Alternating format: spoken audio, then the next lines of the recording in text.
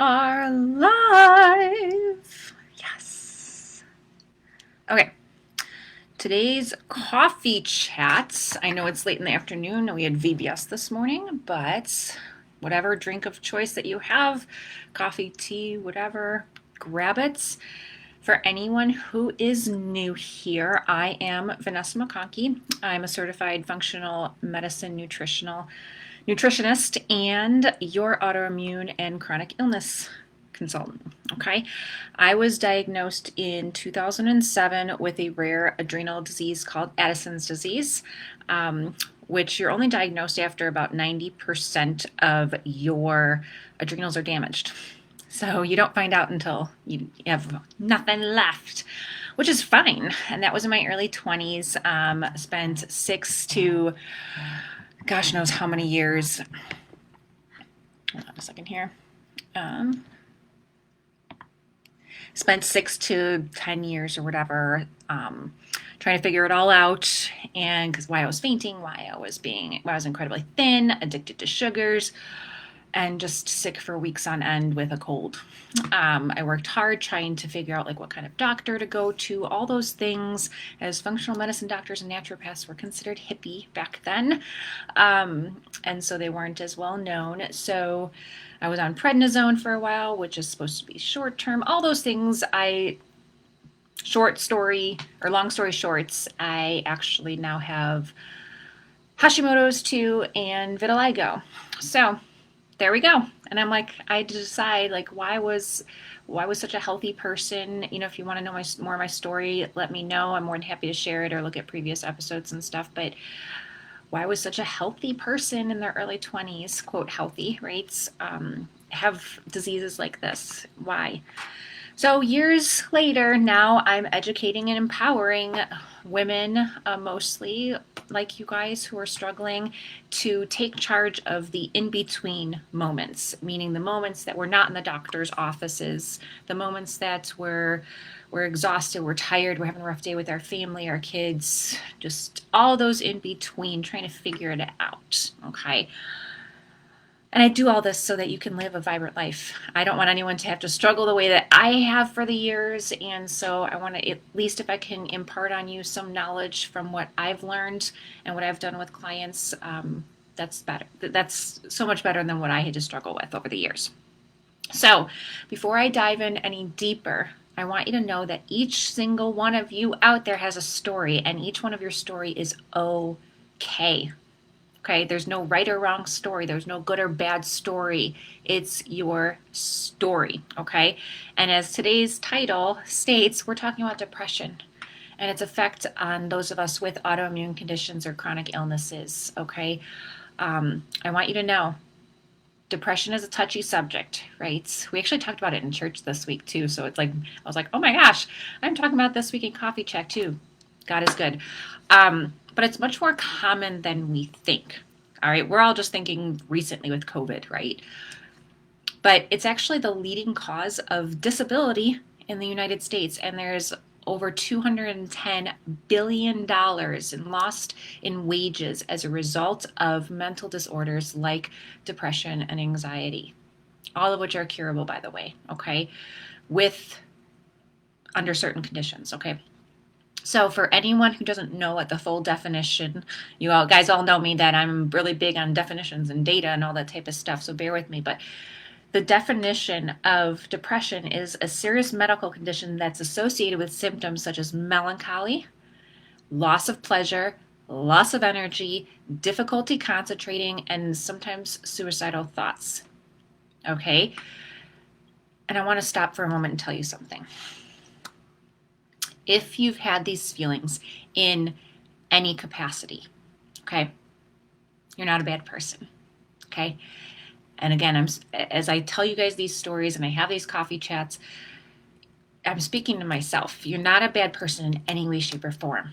You're human, okay? Depression is both a brain disorder and a state of mind, okay? The brain is incredibly unique. All right, it's the only organ, listen to this, it's the only organ that its function we consciously experience because the brain is an organ of the mind. It's so crazy, right? So, illnesses of the mind, brain, affect tens of millions of people in the United States alone, okay? And I apologize if you're listening in from another country. I just know the US stats right now. Depression is by far, okay, the most prevalent, representing about 99% of all, we'll call them mind brain illnesses, right? With things like schizophrenia and major like psychotic illnesses taking over that other 1%. That's insane, isn't it? 99% is like depression and anxiety, y'all. Crazy. Okay? So you're not alone. That's what I want you to know is you're not alone if you're experiencing it, okay? But it also means you don't have to live with those feelings forever. You don't. There's two types of depression that I want to talk about. Yes, there are other ones, but the first one is low-grade chronic depression, and the other one is what we'll call circumstantial depression, okay? And so you all know I speak from experience, right? I want you to know that you're loved and that I don't speak on anything that I even haven't done extensive research on or haven't experienced myself, or that I have the permission of clients to tell you. But today I want to talk about my personal experience and again, let you know that you're not alone, okay? I'm here to be real with you because I believe how we heal is because it is when we let it out, when we start talking to people about it. Even if you're talking and recording it on a video to yourself out loud or to a friend or whatever, you talk it out, okay? We can't keep it bottled up because that causes so much stress. You know, I'll repeat it later on in our chat today too, but depression is literally anger bottled up, okay? So here's a stat that's going to scare you too, is 17 million adults have some form of depression here in the United States, and less than 1/3 actually take action on it, and then less than that 1/3 actually know how to manage it moving forward. So that 1/3 taking action is usually medication, and then the less than 1/3 that actually use the tools in their life to be able to manage things and get help from counselors and continue to work on it. That's scary. That is scary, you all, okay? It breaks my heart because, right, and let's add to that the COVID, right?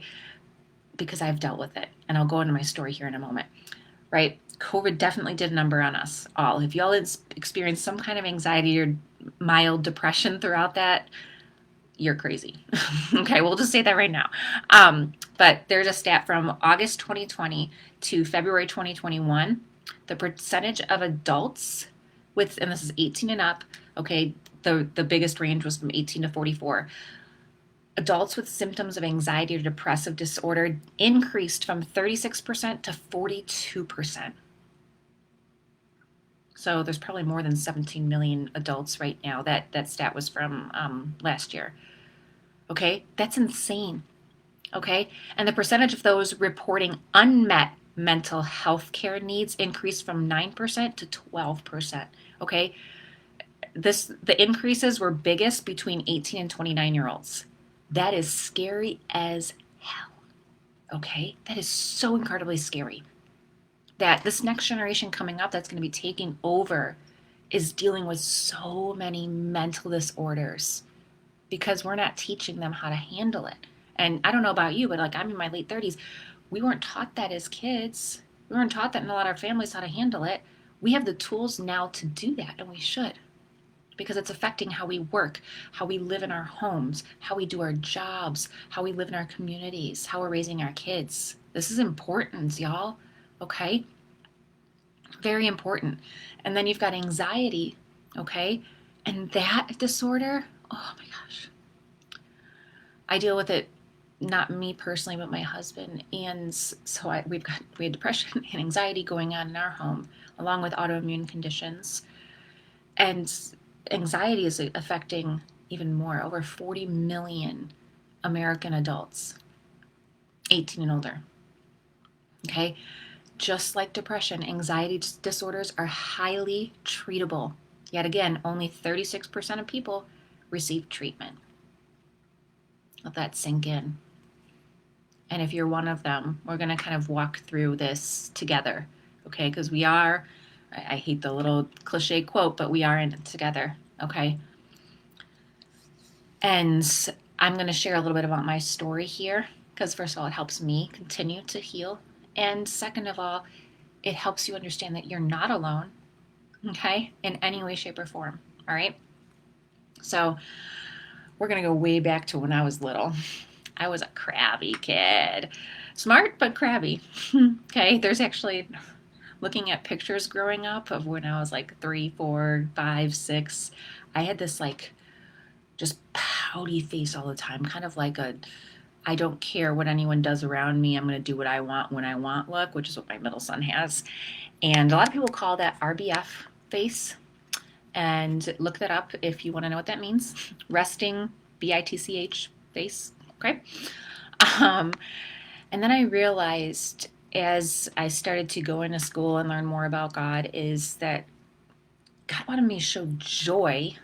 I had the joy inside of me, but I didn't show it on my face. And so I needed to start showing that joy. And so I almost like forced it. Okay. It wasn't a part of my personality or my nature, and I forced it. And as I shared my autoimmune disease story last week, so if you didn't hear that, go ahead and go back to that. I tried to remain strong as I was diagnosed, as I was trying to go through all the medical stuff and then eventually diagnosed the first one. So, but something kept like pulling me down. I wasn't sure what that was because in my family, like we didn't talk about that type of stuff. It was like, suck it up, move on. Now looking back, we're all like, we shouldn't have done and said that. I was supposed to put on the smile, right? I was supposed to, for so many people, right? For my employees at work, for my family, for my friends, for my boyfriends at the time, and then my husband years later, it was like, I had to be the strong one. You thought, you keep that inside, you figure out how to deal with that inside and move on, right? People need you, right? We know that as moms, it's like people need us. We come last, even though we are in this self-care, we'll call it society now. Take care of yourself. Yeah, but you still have kids pulling at you and stuff, right? So was I faking it? Yes, no. I'm not sure I really believe the fake it till you make it. People told us that growing up, like, you just gotta fake it till you make it. Pretend you're where you're at. And I hear that too in our day and age, like, pretend you're where you want to be and believe in where you want to be. Yes, to a point. But when you're battling some mental things going on, some depressive feelings, we don't want you to fake it. We don't want you to cover that up. That's what that other 70% of people is doing right now. And that one of those people may be you. Feelings of depression are real. They're not something to be squashed because it affects every area of our life. Before we go any further, I want to, really go over those two kinds of depressions that I said we were going to talk about because it's going to relate to my story. So I want to make sure you understand those.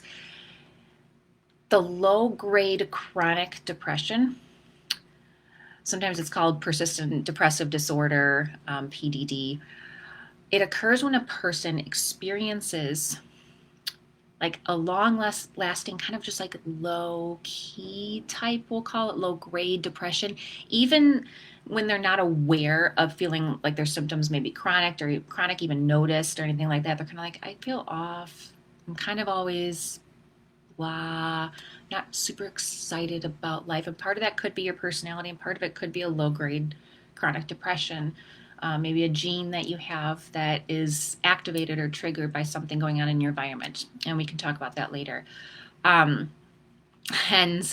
per Harvard Health, people with low-grade depression, they're typically what we call they can be high functioning. So I can say this because I was. What high functioning means is they appear to be high achieving, right? They're performing well at workplaces, which I did. Maintain exercise regimens, right? They're active, they're healthy for the most part. They engage in social activities, right? That whole fake it. I want to look good. I want to look decent, but no one's going to know what's going on inside. But beneath that, we'll call it like a veneer of success. Okay, they struggle to get through their days. Okay, I don't know how many times, and I'm not saying every day is like this, but a lot of my days when I was battling with the initial aspects of my autoimmune conditions and didn't really understand how it was affecting all my body and everything else, I was like, what's going on? I would get home at the end of the day, I'm like, oh my gosh, I'm drained, I'm exhausted. I feel blah. Okay, and I ignored that. I just thought, I got a lot going on, I guess. This is how you're supposed to feel, and it's not. I'm here to tell you it's not how you're supposed to feel. Okay? Then that's the first one, the low grade. The second one is what's called like circumstantial depression. And I believe we all go through circumstantial depression. Think COVID, right? Like, oh, I can't go see my friends, right? I feel depressed. You lost a loved one, right? Think a job loss, right? You kind of go through a state of depression. Maybe a child going wayward. Maybe any kind of change in your life. Maybe you had to move away from something, a place you really liked. Maybe you had a divorce. Maybe you had a health issue, right? A diagnosis, a postpartum issue. Any of those, right? But we tend to come out of it if it's circumstantial, right? The low grade is just kind of throughout my whole life type thing, okay? But this is something that was really interesting that they actually brought up in church this week is depression can come, and it can come pretty hard, right? Think of those situations, right? COVID, job loss, whatever. After you have an intense high. So let's say you just got a promotion at work and then, right, COVID happened and lost a job. You're like, whoa, I was doing good. Like, how could this happen to me? Or like in my situation years ago, I was healthy. I was a runner. I worked out. I was eating, quote, healthy, right? All these things. How could I have such a rare and detrimental disease? Like, no, right? And so you go from this high to this low, right? Maybe you gave birth to this beautiful baby, then boom, postpartum depression. Okay, there is some kind of, and I know last week we talked a little bit about trauma and stress. It's almost like it is like here we had a high and then something happened, something traumatic that went, whoa, now how do I handle this, right? None of us knew how to handle COVID right away, right? We're all like, what's going on, right? So that was pretty traumatic for a lot of us, and some more so than others. And I apologize for anyone who did go through something extremely traumatic during that time and still maybe going through it. So, but, or maybe you won a battle. Or, okay, we were talking about that in church. That happened in biblical times where you physically won a battle. Okay, but how did you get through it? Think of any time that like you actually got through it. Well, I'm going to tell you how to not get through it. Don't isolate yourself. Please don't isolate yourself. Please. Even if you're an introvert, please don't isolate yourself. Okay? And I'm going to start crying here because that's something that I started to do. And a lot of us tend to do, especially if you're introverts. You're like, okay, I don't want anyone to know. Maybe even you're really successful in your job or in your business and you're like, or in just in your community and you're like, I don't want anyone to know that I'm failing in an area of my life. And again, raise my hand, that was me. Still can be here and there too. Don't load up on drugs, medications, and don't, please, I've heard this so many times over the past few months, don't let a doctor tell you it's all in your head. Even though it's a mental disorder, that doesn't give them a right to say that. Don't believe it, okay? Because it can be fixed.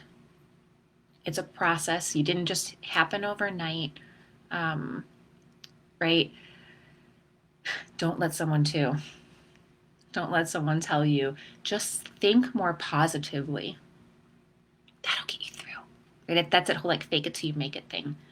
Because like I said earlier, those feelings of depression are real. There's something inside that your brain is trying to process and it's struggling. There's a battle there, right? We'll go back to the physical battle, but like there's a mental battle going on, like why? And it could be neurological too, absolutely. It could be physical, something going on that your body's dealing with on top of the mental, and it's just fighting itself over and over, causing a lot of us inflammation because it's stressed out, okay? So as my story continues, happy Vennessa, pretending to be happy. Now, was I happy? Yes, I was to a point, but I was still shielding a lot of what was going on inside of me. away from people. I moved to Arizona, married the love of my life, 6-figure corporate job, got pregnant with our first son. I'm like, I'm going to quit work and I'm going to enjoy life. I worked hard. I'm going to enjoy life now. Took a 2/3 pay cut in our personal income because I was making that high 6-figure and coming, home to not work anymore. Started doing some resume writing and career coaching because I was like, I'm good at that. I can't just sit at home and be a mom. That's just me. Um, and did some fun things because for me that was fun. While our oldest was so small, um, first pregnancy was a breeze. No one tells you how to really recover from pregnancy. It literally changes your entire body to fit a human being in there, right? And be able to push it out and go back to somewhat normal, right? At least how it looks on the outside. Right? No one tells you how to recover mentally from it. You literally just, right, again, pushed a human out of your body, went through all of that, and now, baby, what do I do, right?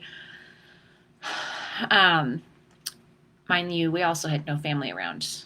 Arizona, Illinois. That's where both sides of our family were.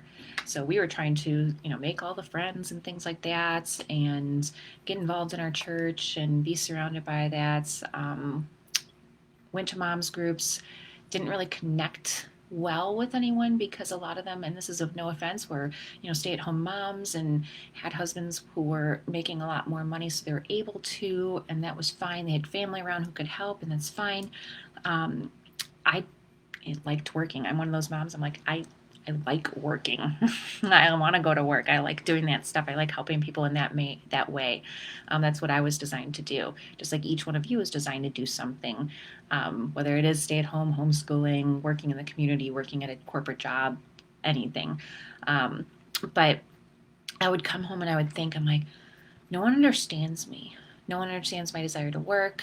No one understands my physical aspects, my autoimmune conditions. No one understands. They all were like, this was like the gluten-free fad was coming out. Like, oh, I'm going to eat gluten-free. Oh, I'm going to, eliminate sugars, blah, blah, blah. And I'm like, I didn't have a choice. I didn't have a choice. So I was kind of stressed out about people not understanding me and not being able to have that social connection. I was going to the places, doing the things, and I still was feeling that like low grade depression. I was like, what's going on? Am I supposed to feel this way? Is this how motherhood is with young kids? I don't know. Then I got pregnant again, went into labor, second time, and all of our quote friends on our list to call for when I was in labor, and I went into labor a few weeks early, by the way, were busy, whatnot, kind of stressed us out. We're like, what are we going to do? We've got a young kid who just went to bed, 1.5-year-old, and I'm in labor, and we don't have anyone to watch him. We're either going to have to bring him in with us, or my husband's going to have to drop me off, and then they go back home or sit in the waiting room. So we're like, stressed out. And as we're loading the car up, our neighbors were sitting out on the balcony and they were drinking, older snowbird couple, and they're like, yeah, we'll come sit there, and if you don't mind us having another glass of wine while, your son sleeps, does he wake up in the middle of the night? We're like, no, but if he does, he knows who you are. So it was our only option. So I was kind of stressed about that. I'm like, ugh, right? The delivery went fine, but the kid, and he still is to this day, I love him dearly, wouldn't stop crying for we counted 23 minutes after he came out of me. I'm like, what's wrong? The other one was quiet and, we had no issues. He was crabby. He was, he was barely eating off of me. We found out that when he would get upset after eating off of me because I was having dairy, I had to remove the dairy at that time too. Then he was still having problems. Then we ended up, this is crazy, we had to home make his formula. Store-bought was not working for him. We bought one container. He was sick. And we bought the organic closest to breast milk. We were ordering stuff from Germany, you name it. Raw liver, homemade bone broth, a bunch of supplements. It was a lot of work. It was stressful. And then I got a young, toddler who at that time we didn't kind of know what was going on, but he was drooling a lot and had a speech apraxia, which we found out a year later. So his brain and his mouth weren't connecting. He would be at 2.5 years old, and we're like, we know boys develop a little bit later for speech, but what's going on here? And so I was trying to manage a baby who didn't really sleep a lot. I mean, we literally have to like wake up in the middle of the night, put him in the car seat, and like swing him. He wouldn't go in the car. He was just crabby, and still is. So you know, he's still my child who eats all but the last bite of every single meal, every meal. Um, I was tired. I was exhausted. I was crying a lot. And I'm like, this can't be what motherhood is about. This can't be what dealing with motherhood and an autoimmune and who understands me. And then I got pregnant again. God help me. And I was like, God, why? I didn't want another child. I love my children dearly, but at that time I was in such a depressive state from postpartum. No, the doctor was like, sometimes you just cry as long as you're not having suicidal thoughts, like then you're okay. That was my OB, and I'm like, all right, I guess this is what happens. And my mom was just like, deal with it. Um, I kept feeling like I was worthless, like I can't even be there for my kids and play with them because I'm so tired and worn out, and thinking that I don't even want kids anymore and I just want to go back to the way things were, right? This is all things that people who are depressed deal with. So I remember it vividly. Actually, after we had moved, I was 6 months pregnant with the third one, and I'm actually sitting right in this room here, and I wanted to do something active. Anyone who knows me, I have a background in engineering. I love building things. I love that type of stuff. It makes me feel, and this may sound odd, but you also may be able to relate. It makes me feel worthy that something I was able to build and start and complete. That was me. So I was like, we need to redo our, this is the whole like, what do they call the nesting stage, where I'm like, we need to organize our closet. So I bought a closet organizer and I was building and everything. And then all of a sudden, like the kids were bothering me. It was just one of those rough days. And I was crying hysterically. And my husband's like, I'm going to take the boys out. Why don't you like call your mom or something and kind of get yourself under control? Maybe take a nap or something. Not what I wanted to hear, by the way. Typically, we don't want to hear that. But it did give me space to be able to rejuvenate somewhat. So I called my mom, didn't answer, clicked it over the voicemail. I'm like, ugh, okay. She texts me back. I'm busy right now. Why don't you call your doctor? I'm like, it's Sunday. Oh yeah, I don't know if I said that, but it's Sunday. I'm like, it's Sunday. Like, I just want to talk to my mom. And we were battling some relational issues at that time too. So I was like, now I really feel alone. Like my mom won't even talk to me about this. And I was like, okay, yeah, I'm going to get some help. I'm going to call my naturopath in the morning. So I called her and I told her the situation. She goes, Vennessa, okay, I know how much you want to not be on medication. There isn't too much we can do naturally for the depression right now until we can get you to think straight and get some sleep and that type of stuff. I am on a couple medications right now, right? I'm on the hydrocortisone for my Addison's, I'm on testosterone, and I'm on thyroid compound. But at that time, they put me on the lowest dose you could get of antidepressant, the lowest dose. And we were only on it for 2 or 3 months just to get my head straight. So here in functional medicine, like the goal is to not strip all medications from people. Sometimes we desperately need it, and we have to thank God for the ability, the science behind a lot of that stuff. But it's not something that we should go to first, right? In my case, I couldn't think straight. I couldn't help my family, and I had to get just level-headed enough to be able to think straight and clearly. So we got to that point, and I was like, okay, all right, I'm good. It was, if anyone's been on antidepressants, you're not happy. You're not like, yay. You're not sad and crying hysterically and things like that. You're just kind of, you get through the day, you get through the day, you get through the day. And after we went through some regulating my sleep, and I will tell you, it took about a year to get my sleep under control, maybe a year and a half. So I was able to really think clearly and really help my body heal and all that type of stuff. But once I was able to get to that point, I was able to be present with all those issues. Okay. I was able to sit there and, we had to do things like adjust my hydrocortisone, all these different things we had to try out. And I had to be willing to try it out and say, it's not me as a person. It doesn't affect the worth of me. It doesn't affect who I am, right? That doesn't mean I'm a bad person. I had to mentally sit there and be like, no, sometimes we're put through some of this stuff to grow. And I know none of us want to hear that in the moment. We don't want to hear that. It's like, oh, sorry, you're depressed and this is all for your good and blah, blah, blah. But when you look back, and even when you have that like low grade depression, you start to see like where I was, where I am now, and where I'm going. And that helps. I mean, we didn't even do things like remove eggs. That was causing me to have a lot of headaches. Um, Almonds. Oh, I loved almonds. They inflame me, and I get headaches, and I get sore, and would put me back into a depressive state if I wasn't careful. Food is medicine, y'all. Um, Spinach, corn, gluten, you name it. We can go into that stuff later. But here's what I want you guys to focus on today is there's a few steps you can do now without a doctor. Okay? And I really, if you do need the medication to get you to that clear-headed spot, do it, please, because we love you as a person and you're a valuable member of society in this world, okay? But the first thing is get real with yourself, okay? Admit that you've got a battle going on inside of you, and that's okay.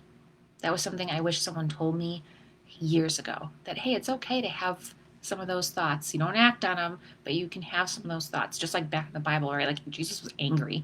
He had the emotion of anger, but he didn't act on it, okay? We're given these emotions for a reason, right?